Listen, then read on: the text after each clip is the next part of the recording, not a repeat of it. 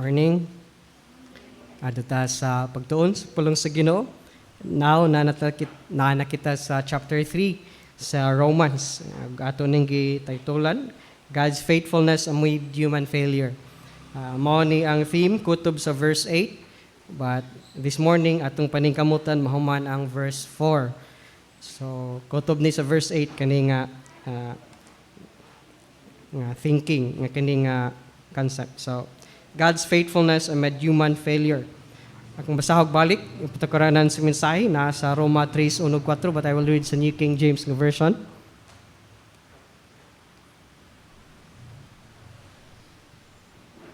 What advantage then has the Jew?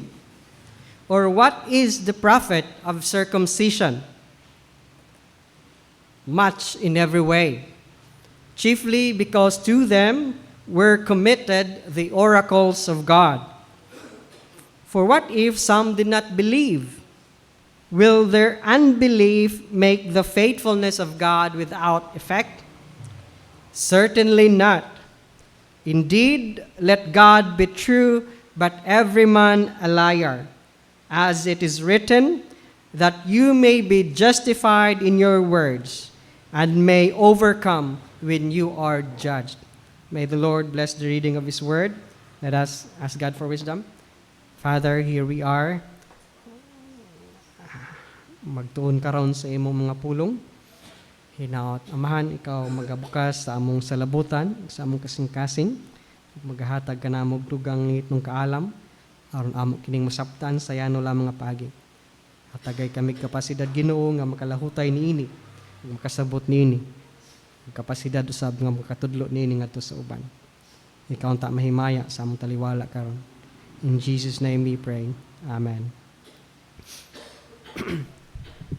Now, last nato nga pagtuon, gibungkag ni Apostol Pablo ang gisaligan sa mga Hudiyo nga dili angay saligan.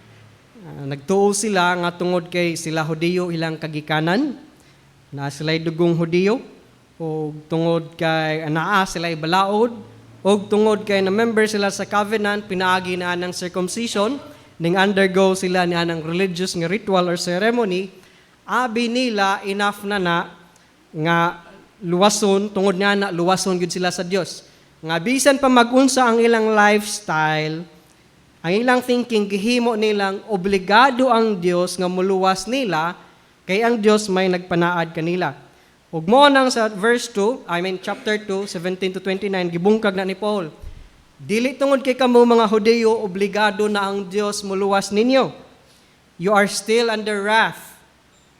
Og so mo ni karon sa chapter 3, verse 1 to verse 8, na ay tulo ka objection sa mga Hudiyo ni ana nga message ni Paul.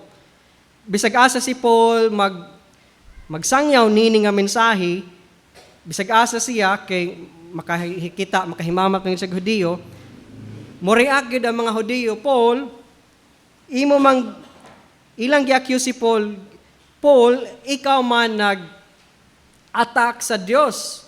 We are God's chosen people, so God is obligated to rescue us. Mo na thinking sa Hudiyo. Bisan pa mag-among kinabuhi, magpakasala mi, because God chose us, God will save us. Mo na thinking sa mga Hudiyo. Pero nga si Paul, no. Dili na. Og mo ning mga pangutana na itulo ka pangutana or objection sa mga Hudiyo. O kini nga mga objection nasugatan na ni Paul, pero minimo sugatan ni Paul mo nang siya nalay nangutana sa iyang kaugalingon as if Hudiyo ang nangutana niini. So mo ning nahitabo mo ni diri ang para atong masabtan ning chapter 3 verse 1 to 8. Tulok objection. I hope mahuman nato ang duha ka objection. So, sa chapter 2, di man di ay automatically excused, exempted, save ang Hudiyo. So, verse 1, ngutanang mga Jew, si Paul nangutana niini, pero nangutana siya para sa Jew. Kay kining mga objection, kining mga pangutanaha, iyan naman yung nasugatan.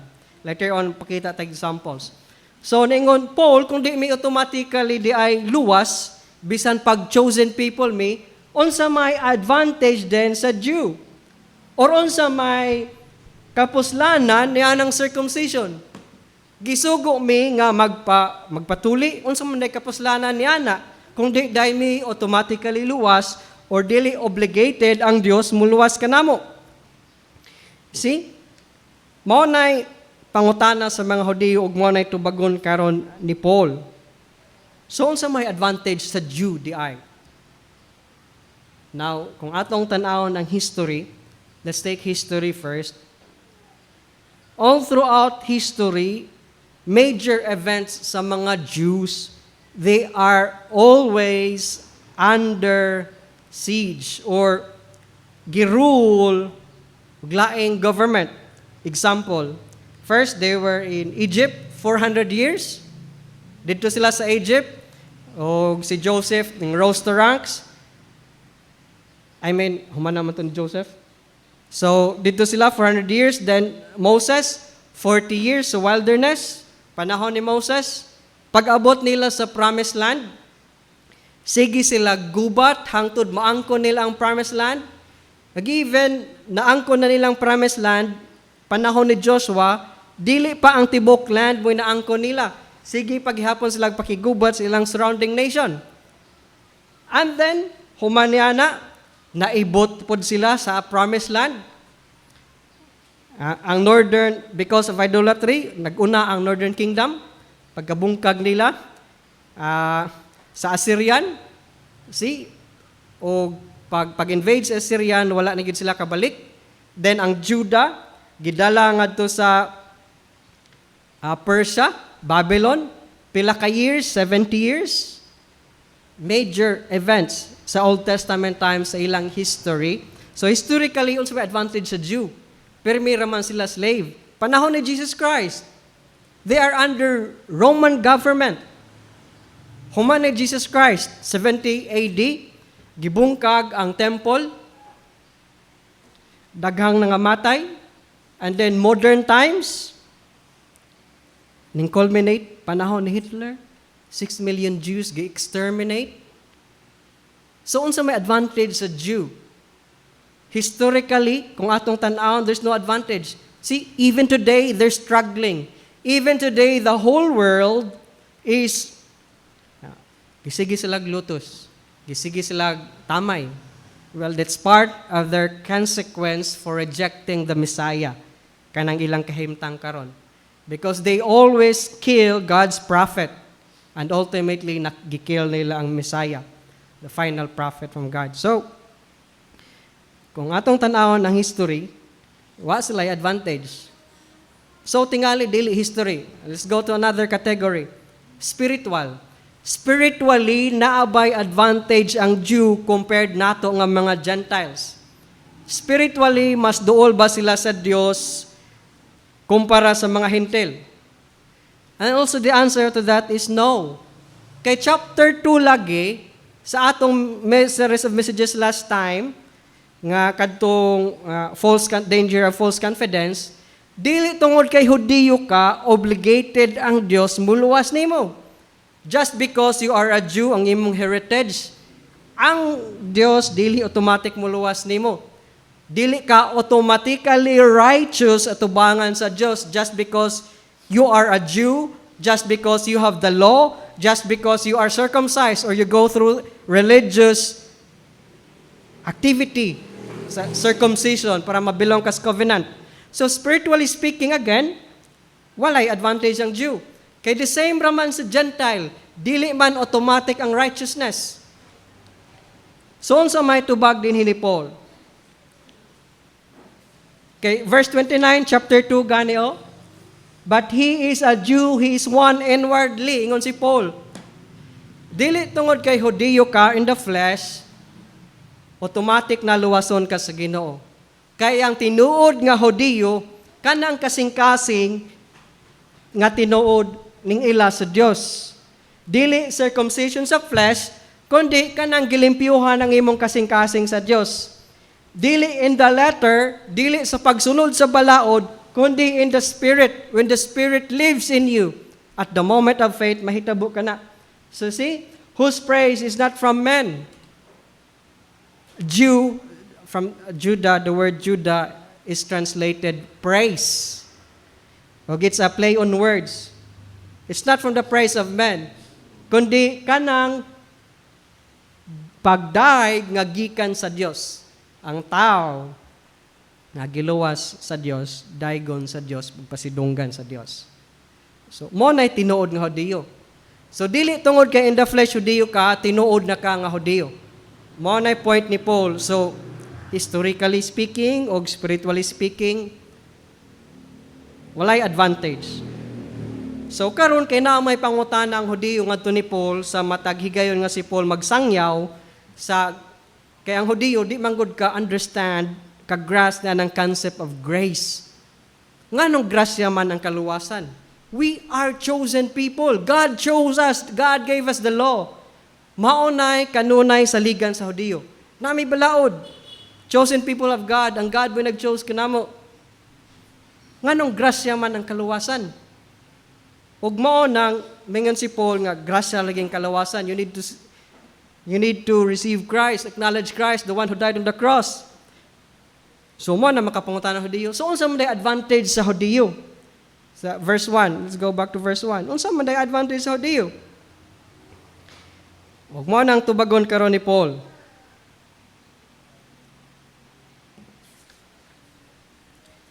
See, just example sa pag-attack sa mga Hudiyo ngadto ni Paul before we go to verse 1 again. Pag adto ni Paul ngadto sa gikan na siya sa Gentile churches, ning abot na siya sa Jerusalem kay mosimba siya, mao ning kasagarang attack sa mga Jews ngadto ni Paul, crying out, "Men of Israel, help! This is the man." Si Paul gitudlo, "This is the man who teaches all men everywhere against the people."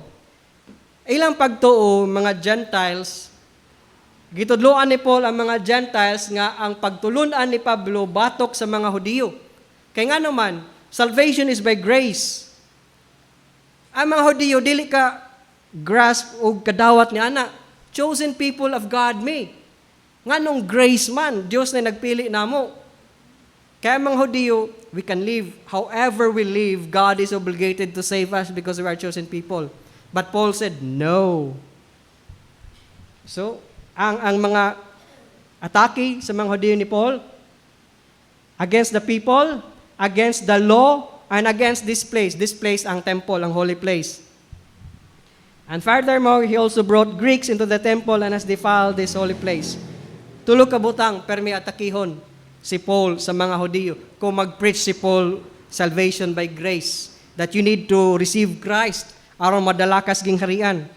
Para sa mga Hudiyo, no, we belong to the kingdom because we are God's chosen people. So mo nang para sa mga Hudiyo, kung naay mag-preach og gospel of grace, it's an attack to them. Why do we need grace when we are God's people for God's kingdom because God chose us? So, preaching grace para nila is an attack to them. Giklaro ni Paul, you're still a sinner. And God is not obligated to rescue you just because you are a Jew. See? Kanang tulo ka butang o parallel pod ni karon sa defense ug pangutana og objection diri ni Paul. So una, unsa man day advantage sa Hudiyo? Si Paul nang utana ini siyang kaugalingon para matubag kay daghan naman niya masugatan. Kung dili day automatic luwas ang Hudiyo, so unsa may advantage sa Hudiyo? Di na lang may magpagka-Hudiyo. Ingon ang mga Jews. Unsa may kapuslanan, mo go through ni may na ng religious ritual kanang circumcision. Wa day nay kapuslanan. So there's no benefit. And yes, there is no benefit in Jewishness kung sa salvation lang. Kung maghisgot lang ta spiritually or maghisgot ta historically, no benefit, no advantage. Pero giingon din ni Paul na ay daghan.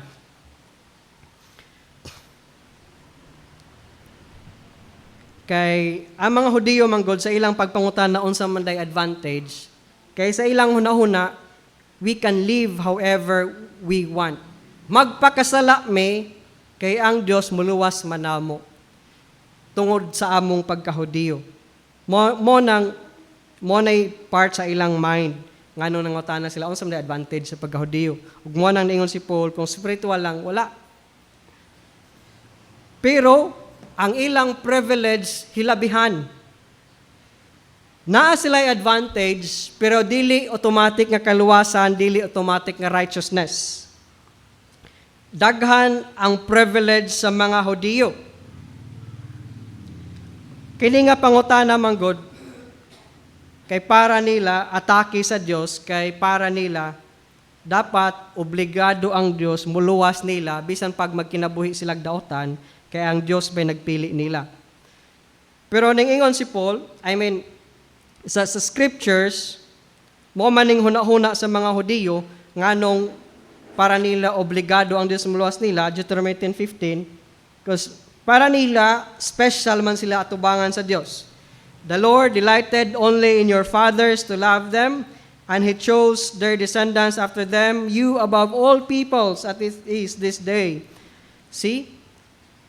Mingon ang Hudiyo, we've been chosen above all peoples. Ato sa sabton ang mindset sa Hudiyo. Nganong muatak sila ni Paul kung mag-preach si Paul ni anang gospel of grace. Sa daghang tao sa kalibutan, kaliwat, ethnicity, above all peoples, kami ang gipili sa Dios. Og morning sa ligan sa Hudiyo. Og mao nang bahalag magpakasala sila kay abi nila special sila sa Dios kay chosen people of God man. Daghan pa kayo mga verses kana lang usang atong gipili. Gilahi mi sa Dios para sa iyang balaang tinguha. Unya ikaw Paul nag-ingon gospel of grace. So unsa may kapuslanan day pagkahudiyo? Unsa man day katuyuan ang Dios nganong gipili mi? Para nila abi nila gipili sila para automatic ang ilang kaluwasan. Pero ang ingon ni Paul, dili automatic ang kaluwasan. Unsa man day ikaayo sa Judaism, kung dili may malikay ni anang paghukom sa Dios. Ug ang tubag ni Paul, mo ni sa verse 2 sa Romans, let's go back to verse 2 sa Romans. Much in every way. Daghan kaayo mong advantage mga Hudiyo. Dili lang automatic nga kaluwasan, dili automatic nga righteousness. Pero daghan, much in every way. Hilabihan ang inyong privilege. Hilabihan kadaghan ang inyong advantage. Dili makita tingali major sa history, although makita gihapon sa ilang experience sa Dios, ang gahom sa Dios, ang blessing sa Dios. You see? Ang protection sa Dios, daghan. Pero dili but pasabot niya na automatic ang ilang kaluwasan. Sa chapter 9, kung moambak ta, sa kadaghang privilege o advantage sa Diyo, gi-enumerate na ni Paul. Just few verses, chapter 9, verse 4, pipila ka mga advantage or privilege sa mga Jew. Who are the Israelites? To whom pertain the adoption? See, sila ang chosen people of God, ng adoption. The glory. See, ilang na sinati ang glory panahon sa wilderness, God's glory. Dito sa temple, God's glory. The covenants, ang Diyos nakigsaad siyang kaugalingon para kanila. You see? Naa sila'y special covenants. The Davidic covenant, the Abrahamic covenant, I will bless you. You see? I will give you kings sa imong lineage. Unsa ka great ang ilang advantage? Giving the law. Gitagaan silang balaod. Ang Diyos naghatag nila sa balaod. Wala ka na gihatag sa ubang people sa kalibutan. The service of God. Gitagaan silang pribilehiyo nga direkta makapangalagad sa Diyos. Pinagi sa mga priest. Ang ilang mga pari, direct ang service sa Diyos. Halad, sinunog, dawaton sa Diyos. It's a great privilege. Ma-experience nila ang pagdawat sa ilang service, ang pagdawat sa Diyos sa ilang service. O sa kagrabe ang ilang advantage? Promises. daghang promise sa Dios nga para lang sa nation o sa Jew. Daghang mga promise. Walay tao sa kalibutan, ethnicity, nga nakaangkon hilabihang daghang promises compared sa Jew. You see? Daghan kaayo silag advantage. Kung ato pang tiwaso ng verse 5, of whom are the fathers? Si Abraham, Isaac, Jacob, na ang ilang kaliwat, according to the flesh, Christ came. Gikan sa ilang kaliwat ang manluluwas nagagikan. Imagine that. Great kaayo ang ilang advantage. Hilabihan ang ilang benefit, ang ilang privilege. Ang manluluwas, ilang kaliwat. So unsa sila kaduol? Pero again, ningon si Paul, naa sila na ng advantage for dili bot pasabot, automatic ang kaluwasan. Because dili na may purpose sa Dios nganong nagtawag sa Israel para automatic ang kaluwasan. Bahalag sa lawayon inyong kinabuhi, tungod kay Hudiyo mo, luwason tamo. No! Ang Dios dili gyud mulabag sa iyang character. He is holy and will always be holy. He is just and will always be just. Kung sa lawayon imong kinabuhi, naagi paghukom. Bisan ka maghudiyo ka man, dili automatic luwason ka sa Dios. Naa sila niining privilege, but they wasted it.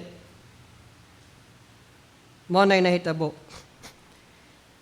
Gibaliwala nila. Ug nasayop sila apply ni ana. Abi nila tungod kay ingon ana sila ka special, obligado ang Dios muluwas nila bisan pagdaotan ang ilang kinabuhi. Ug mo na'y message ni Paul. No, just because you are a Jew, God will not automatically save you. Now, kita mga Kristohanon, dili tungod kay nagdako ta nga Kristohanon ang atong ginikanan, automatic ang atong kaluwasan. It is personal. Morning point diri, the gospel of grace ni Paul. Personally, you have to receive Christ. Bisan pag unsa imong background, namang ka Jewish blood, royal blood, righteous and religious, it doesn't matter. You need to accept Christ because salvation is by grace through faith. Dili tungod kay ning go through ka og religious ritual, ning apil kag prosesyon, ning apil kag seremonyas, nagpabautismo ka pagkabata nimo, dili bot pasabot obligado ang Dios muluwas nimo. No. Again, sa message ni Paul, usa ka banggiitan nga teacher, scholar of the law before siya nahimong apostle. Hilabihan ka master, ug mao na iyang giingon sa chapter 2, ang imong pagka-Jew walay benefit para sa kaluwasan. Dili maka-excuse nimo sa paghukom. Same to us Gentiles or Christians or Kristohanon nga nagdako sa Christian community, Christian nation, and Christian family. Dili automatic ang kaluwasan. Naalang ta ni anang privilege nga mas duol ta sa Dios. Pero dili bot pa sa butongon kay duol ta sa Dios, luwason na ta sa Dios. Bisag wa ta mo ila niya ug nagkinabuhi ta nga sa lawayon. No. God will not deviate sa iyang character. He will always be holy, He will always be just, He will always be righteous, and in Him there is no evil. So, grabe ang privilege sa mga Hudiyo. Ang manluluwas gikan kanila. Even si Amos, nagingon si Amos, o gusto po sa gisaligan sa mga Hudiyo, Amos 3:2, you only have I known of all the families of the earth. Kamu lang ang akong gila, o kanang known diha, dili but pasabot awareness or recognize. It's an intimate knowledge. Sa tibuok, pamilya, sa kalibutan, ethnicity, kamu lang ang akong gipiling higugmaon. Intimately. See mo nang ang Old Testament, puro history sa mga Jews. Because that's how God loves them intimately. to show that God will redeem these people. Hilabihan ang pagpakita sa Dios sa pagluwas bisan pa man sa ilang pagka-rebellious. Nya kaya ang Dios justice man mosinati gid sila kung mulabag sila sa Dios o silot sa Dios. But then still God will rescue them panahon nga sila mobalik sa Dios. Mo na gisalagan sa mga Hudiyo. Sa tanang kabanayan sa yuta, sila ang gipili nga higugmaon. Naay intimate relationship, wanang word nga known din ha. Kung makabasa pod muna diha sa whether Old Testament or New Testament, sama sa kadtong because Joseph did not know Mary, dili bot pasabot nga intellectual knowledge kundi wala sila intimate nga relationship. So usahay mo na gamiton nga word, dignified word, known. So intimate relationship. Ang Ginoo lahi special tuod sila at tubangan sa Dios, pero dili automatic ang ilang kaluwasan. Dili automatic dadon sila sa gingharian sa Dios bisan pag salawayon sila ug wa sila motuo sa manluluwas. Ang wa masabti sa Dios sa mga Hudiyo nga in the same verse they have the great privilege but they also have the great responsibility. The same verse Amos 3:2, therefore I will punish you for all your iniquities. You see? Greater the privilege, greater the condemnation. Dool kayo sila sa Dios sa dughan, dool pod sila sa silot kung magpabadlong sila. Kay hilabihan man ana ang kasakit kasing-kasing sa Dios. Gihigugma ta mo pag-ayo nya nagrebelde ka nako. Siyempre, sakitan gud ang Dios ni ana. Samar gud sa atong anak kung atong anak may magpabadlong ug magrebelde nato. Mas duol pod sa silot ang atong anak. Ug mao ning wa masabti sa mga Hudiyo nga the same verse ra ang ila rang gikot ang first sentence ra. Pero ang second sentence mo na ang dili automatic ang kaluwasan. God will punish if you live in sinful life. They have a high privilege but they also have a high responsibility. Ug mo nang ning-ingon ng Dios sa Isaiah 5:4, unsa pa may akong buhaton? Gibuhat ko naman ang tanan. Isaiah 5:4, what more could have been done to my vineyard? Vineyard, the people of Israel. That I have not done. Unsa pa may akong buhaton, wa na ako mabuhat para ninyo, mga Hudiyo. Why then, when I expected it to bring forth good grapes, giatimanta mo, gihigugmata mo, gipanalanginan ta mo, nag-expect ko nga maayo ang inyong resulta. Nga man nga gibuhat na akong tanan, evil man ang inyong lifestyle. See? Pangutana sa Dios. Did it bring forth wild grapes? Nga musukwahi man gyud mo, gihigugmata na mo, gibuhat na ako ang tanan. This is God speaking to Isaiah. Hilabihan ang kaguol sa Dios. Gibuhat na nakong tanan unsa pa may kuwang. People of God, gibuhat na nako ang tanan. Pag-abot sa time ni Christ, gibuhat na nako ang tanan. I sent my son, he died on the cross. Unsa pa may kuwang buhaton sa Dios. Ila gihapon, ilansang siya sa krus, ilansang siya sa krus. See? Dili automatic ang kaluwasan. Bisan pag royal Jewish blood ka. Dili automatic. Therefore, I will punish you. So, Amos, therefore, hukman gihapon sila sa Ginoo. Gibuhat na sa Dios ang tanan para sila higugmaon ug panalanginan. So again, they are very privileged. Ug sa tubag ni Paul, let's go back to Romans. Unsa may pinaka-main nilang privilege? Let's go back to Romans.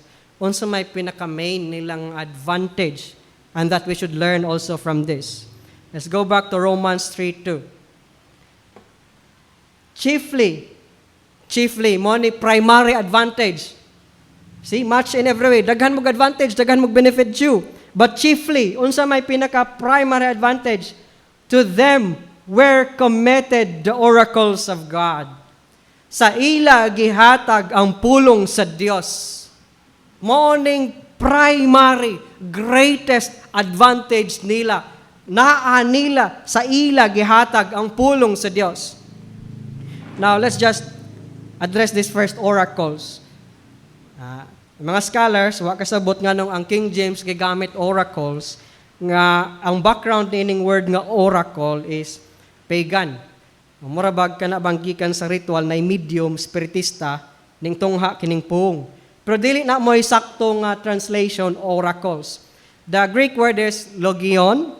Kung si John the Beloved pa, logos ang yang word, kani siya different form but the same translation. Kung si John, logos word, kani logion word. So, word of God. Better translation is scriptures. Mas best diha nga translation.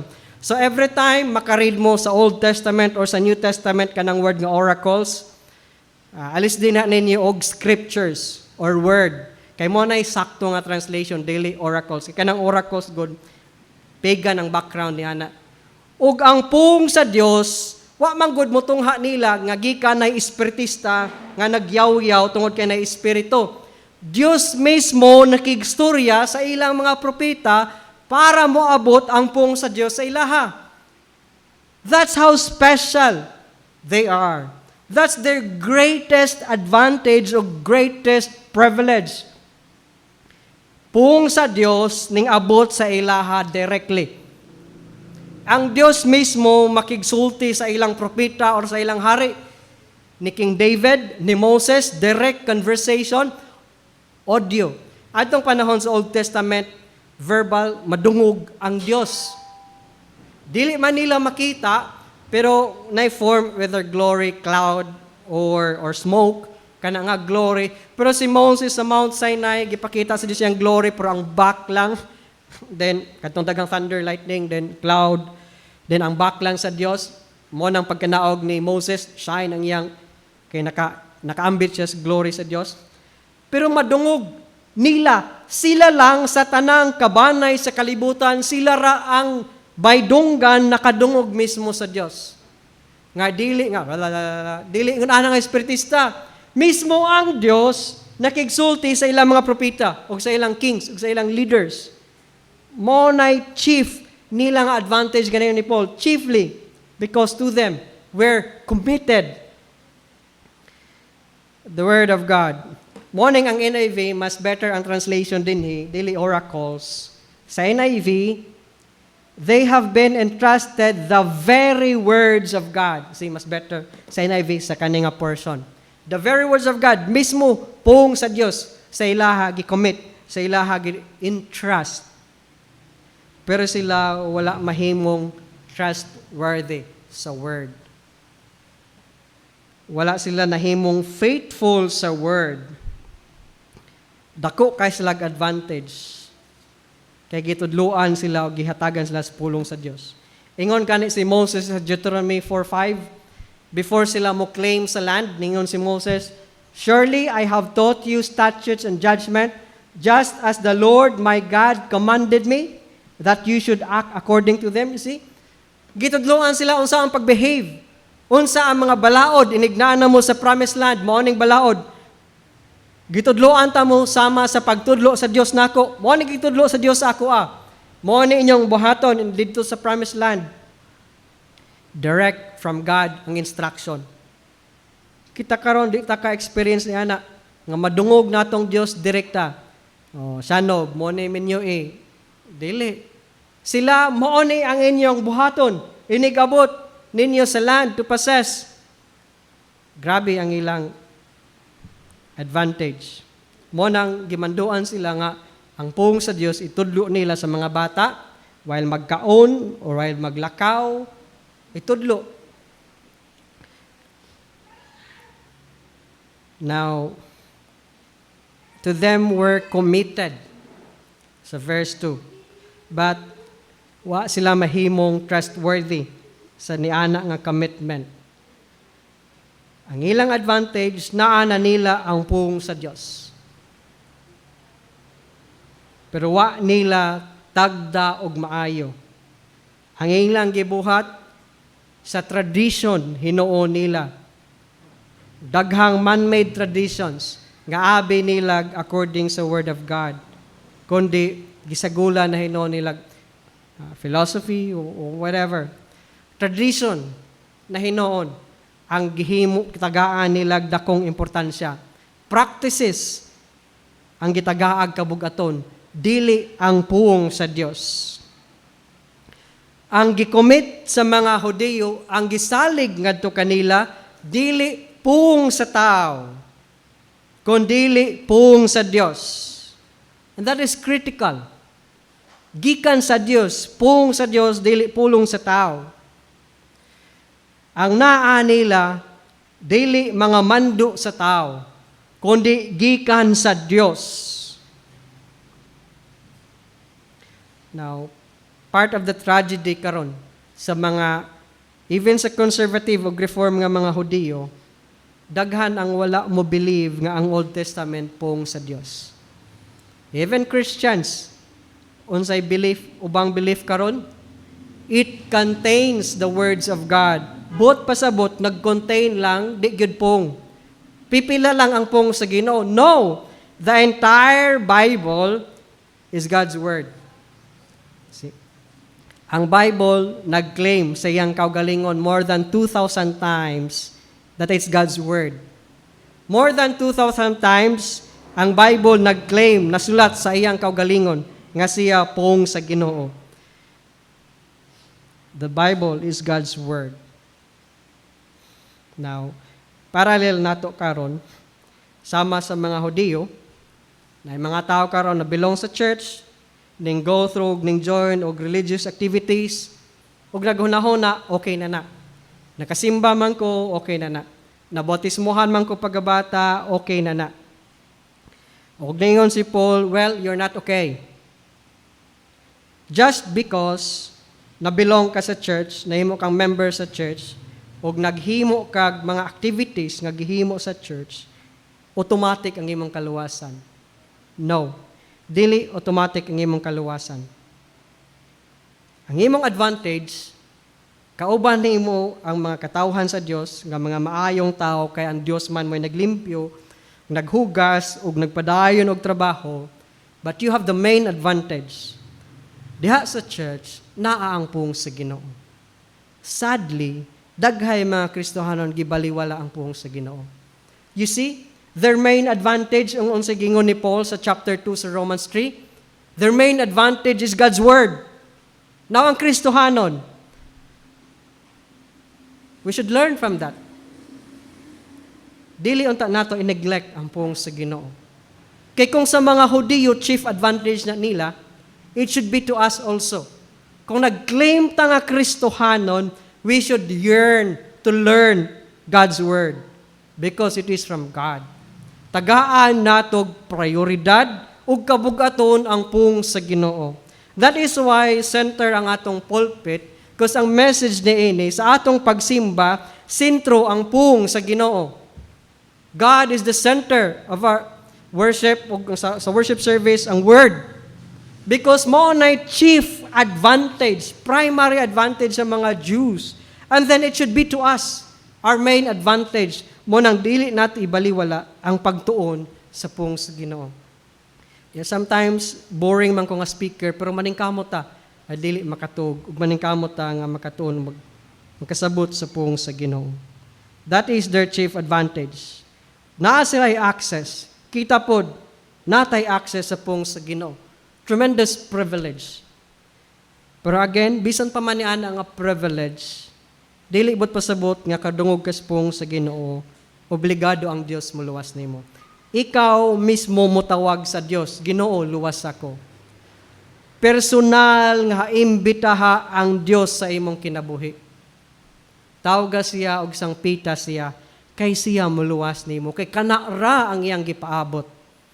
Ang imong pagtawag niya, mabitaw ningon siya, come to me, all you who are weary and are heavy laden, I will give you rest.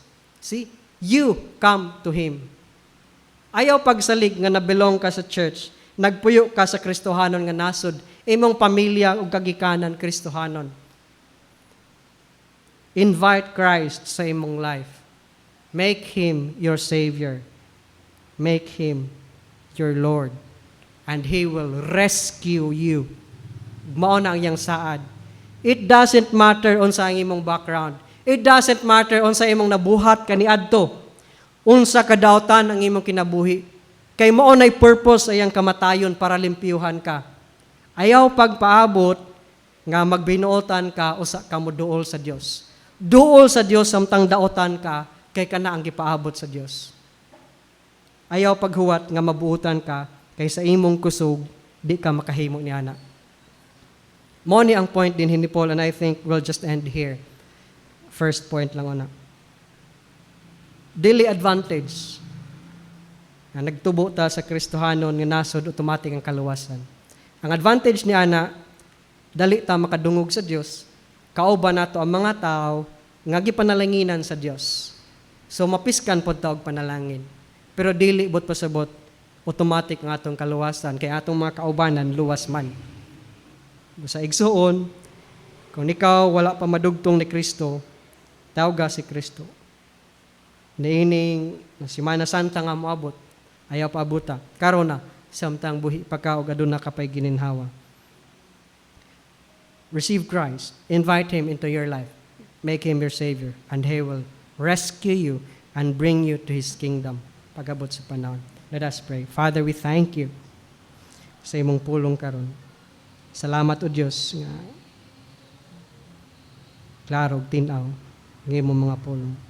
Pasayloa kami kung aduna kami gasaligan Ginoo sa among kaugalingon. Tingali uban ka na mo nagunauna tungod kay nagdako kami nga Kristohanon luwas nami. Pansalamat nga imong giklaro nga ri kanamo. Habisan gani ang mga Hudiyo Ginoo, imong chosen people, dili automatic ang ilang kaluwasan. Dili automatic nga matarong na sila sa ilang sa atubangan nimo Ginoo. Kinahanglan gihapon nila si Kristo nga maluwas kanila. Ug kami usab Ginoo ang kinahanglan ni Kristo. O Dios, salamat nga imong gipadala imong bugtong anak. Diha nimo gipakita imong gugma nga ri kanamo. Dili man kami takos ug gangayan apan ang imong gugma hilabihan kaabunda. Awa nimo gihikaw imong bugtong anak. Ginaot o Dios, padayon ka namong mailhan. Padayon namong masabtan imong pulong, Ginoo, padayon ka namong masabtan mailhan. Aron makahatag kami dugang panghimaya kanimo. Tabangi kami himaya ka sa among kinabuhi. In Jesus' name we pray. Amen.